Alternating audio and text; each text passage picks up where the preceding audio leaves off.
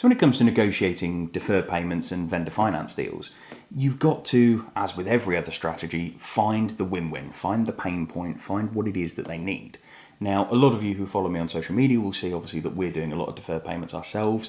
We found that the pain point for the vendor was that they had lots and lots of land, a wonderful problem to have, but they didn't really need the money. So they wanted to shift all these sites on because it was an administrative nightmare for them. They needed to liquidate some of them in order to obviously move on with some other stuff as well. But from their perspective, they had all this land. They didn't necessarily need all of the money up front. So it opened the door for us to actually say, well, look, let's pay you half now, half later.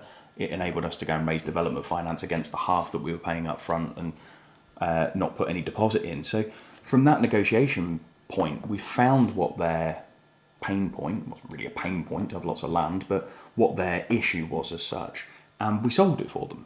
And as long as you can find out what the pain point is for the vendor, and as long as you can find out what it is they need, then actually it's a really easy negotiation process. When it comes to vendor finance, we tend to find one of the easiest bits in order to persuade the vendor to sort of part with that cash again is if the purchase price is £1 million and you say to them, well, look, you're going to get the £1 million. What are you then going to go do with the £1 million?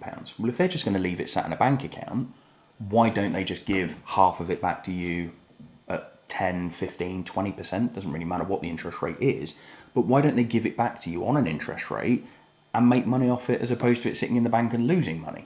So that's one of the key negotiation points of vendor finance is actually, what are you going to do with this lump sum? If you're not going to go and invest in another property, if you're not going to go and invest in another business or another strategy or whatever, if you are just literally leaving it in the bank for retirement or so that you've got money to go on holidays and everything else, why not chuck a bit of it back into the deal? And we tend to find that's the easiest way to sort of start off that negotiation for vendor finance. And when it comes to vendor finance, you might find actually, once you start to open up that conversation with the vendor, that they're actually the one that suggests them putting money back in the deal.